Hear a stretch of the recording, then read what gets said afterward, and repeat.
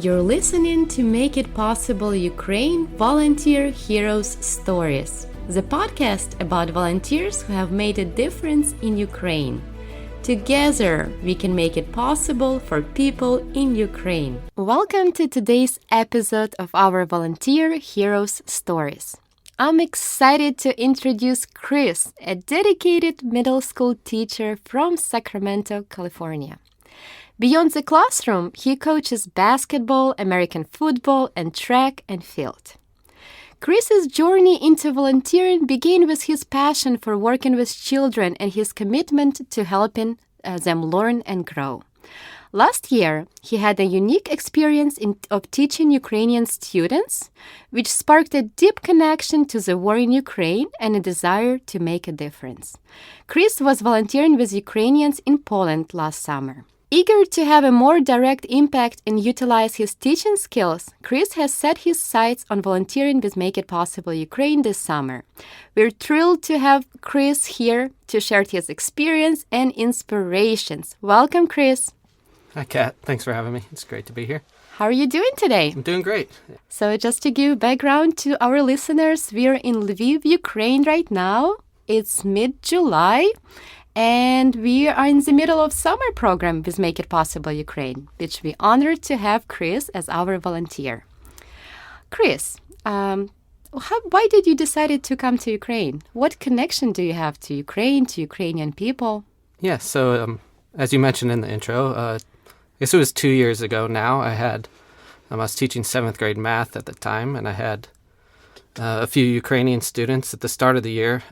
Two sisters, Nadia and Angelina from Odessa, came. Only one of them was in my class. Only Nadia was actually a 7th grader. So she was in my class at the start of the year. She told me she spoke more Russian than Ukrainian, so I started learning Russian so that I can be able to communicate with her because she didn't speak any English at the time. And then a third student came, Lera, halfway through the year from Rivne. And then they all got put in my class because the older ones were kind of struggling with the language barrier in 8th grade math. So they were happier in one class altogether. So it was a great experience for me too. And my room just kind of became a safe space for them, I guess. Like they gave me a huge Ukrainian flag that's still in my classroom. Awesome. Yeah. And they'd come in at lunch and just... I was just always so impressed with them, like everything they've been through, getting forced out of their homes, coming through like several countries before getting to the States, and then leaving older siblings behind. Yeah. Crazy. But they were still like the nicest, most respectful, like hardworking students, and still happy and having fun despite all of that. So I was just impressed with like the resilience, and I think it speaks to the resilience of Ukrainian people in general too. Thank you so much. Yeah. Were you not afraid coming to Ukraine? I'll be honest. Last year, I volunteered in Poland with another organization, All Hands and Hearts. But it was like mostly, once I got there, I realized it was mostly construction, which was important work. Like we're working at refugee centers in Poland and stuff, at distribution centers. But it wasn't really what I wanted to do. Like I was looking more to work with Ukrainians directly, especially kids. And so I thought about coming here after that, but got a little nervous and decided not to. But then I was just watching the stories on Instagram from your account and just regretted it the whole time. So I made the decision that I was for sure going to come this summer. And it's totally fine to be a little bit scared. Yeah. It's very uncontrollable situation. So, for example, today we feel like it's super safe, but the next day something can happen here. So it's still like, I think we have this illusion of safety in Western Ukraine, but it doesn't mean it's going to help. So it takes, we're glad you're here, but it's okay that it might take some time to actually want you to do that. But once you get here, you don't feel that anymore because you're surrounded by people and they experience the same thing. So I think it's like that fear just disappears somewhere. Don't you agree with me? Yeah, I definitely agree with you. Like I had read before I came that Lviv was like pretty much similar to what it was before the war. And I mean, there's still signs of the war, like the air alerts. And if you're walking through the main square around 11:30, there's military funerals and the power outages. But the way people act makes you feel really comfortable. I mean, my first air alert, I was sitting at a restaurant, the siren started going off, and the girl just brings out my food smiling, and I was like, well, I guess there's nothing to worry about. We're fine, yeah.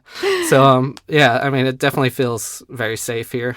But, like you said, it is still at war, so you never know. But, I feel comfortable here, and I'm already planning on coming back next year. Good to hear. Yeah. So tell us more. How was your volunteering experience so far? It's been fantastic. It's been like everything I hoped it'd be. Like one of the best things I've ever done. So I'm happy. I'm very happy that I did it.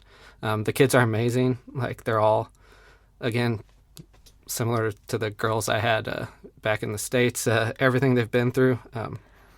It's amazing their resiliency. I actually heard from some other volunteers that he was surprised how much kids here wants to learn compared to some other countries, just because they already have it all. And here it's like they really have to fight for everything they'll get in their future. And especially like for us, we work with kids of that internally displaced kids from Eastern Ukraine, and then we work with kids of military. So I think their parents actually are teaching them, or maybe not their parents, maybe the situations they're in actually teaching them that they have to work hard to get somewhere in life. But I also believe with classes that we held, with experiences we create, with volunteers like you have, they actually, I want to believe they feel that it's possible to get there by seeing good examples, good role models in their lives. Yeah, I think I could definitely tell. I mean, as a teacher in the U.S., one of the biggest things I deal with is probably like behavior issues and getting kids like focused and wanting to learn. But like here, they all are just happy to be there and focused and trying their best to like learn. Thank you for English. sharing. Yeah. Thank you so much. What about difficulty that you had by teaching kids, or maybe like getting around in Ukraine? Anything that you would just recommend other volunteers? I mean, there hasn't really been that many difficulties. I guess like learn some basic Ukrainian. Basic Ukrainian. I mean, even just like I can say I don't understand Ukrainian. Do you speak English? And Something usually like most of them will switch to English at that point. Because there is a bit of a language barrier, but most people in restaurants or any like kind of service industry do seem to speak English. But it's probably the biggest thing. I plan ahead, and I took a bus here, and the border wasn't bad, but I've heard it's a lot longer getting out, and I didn't buy a train ticket in time. So maybe make sure if you're planning when you're leaving, buy a train ticket ahead of time, so you don't have to deal with the border wait. It's a good point. Because I may be there. I've heard it's like 6 or 7 hours sometimes. It can be. Yeah. And also after recording our podcast, I'll help you with the tickets, because sometimes you can buy them ahead of time, but 2 or 3 days before slots opens up, and usually that happens. So I would recommend for anybody who is in Ukraine, just check in a couple days before you leave in the country. Okay. And I would probably 90% of the times that you would see the train tickets. So we'll talk about it later. Right. But that's a very good point. Yeah. Thank you so much. And I also wanted to ask you, like, what is your opinion on war in Ukraine, or predictions or ending of the war in Ukraine, and what do you think Ukrainian people should do after, on this topic? Yeah, obviously, I think the war is terrible. I believe in like self-determination, and that every country and people should have the freedom to choose their own path and the way they want to go. And I did a history lesson on the history of Ukraine. For one of the lessons with the camp. I actually heard it was really good lesson. Thank you. And to be honest, we don't learn Ukrainian history in the U.S. other than Holodomor. This is the only thing like we really learn. So it was good for me to learn everything. And looking back, like Ukraine has always seemed to look west towards Europe, and there's been Russia's tried to like force Russification in the past. It seems like it. And it seems like, and it's always failed. And it seems like this is just going to be another failed attempt, because I'm confident Ukraine will win. Hopefully my country continues to support it and the election goes in a positive way in November, so that we can keep supplying Ukraine, because I know what they're fighting for is important, and it's just defending democracy around the world. That's what the United States should do, supposedly, so hopefully we can continue to do that. So you mentioned there's a lot of discussions in U.S. about politics in Ukraine and help to Ukraine. Don't you think those people would change their minds if they actually would come to Ukraine and see how things are here? I definitely think so. Yeah, I think, traveling in general and then coming and seeing, what Ukraine's like and what they're fighting for, and realizing the effect of all the things Russia's doing with the civilian deaths and targeting. I think there was an air alarm today and they hit a children's hospital. So, wow, that's so crazy. Just witnessing that, how you can not argue to continue supporting it. I don't something like that. Yeah. That it's not fair. It should be black and white. This is wrong. That should not be happening. And unfortunately, we in Ukraine, we don't have a choice. Mm-hmm. We can't just leave or stop. We have to fight until its end. Yeah. So I think that's what it is. Well, we're very thankful for support of you personally as a volunteer, and also, of course, your country. Without the United States, we probably would not be sitting here in Lviv right now, so we're very glad. Mm-hmm. Support was amazing. We're very thankful. Thank you so much. Yeah, thank you. I've loved being here. It's been life-changing, and if anyone's listening and considering it, just would you recommend coming to Ukraine? Yeah, come to Ukraine. It's an amazing country. Lviv's an amazing city. The people are friendly, and especially once they find out you're here to volunteer, it's for us, you might not see it now. It might something that you come to realization when you come back to US, or maybe eventually, because sometimes when you volunteer, you don't see it right away. But eventually you realize that what you've done here, and something I want to emphasize too.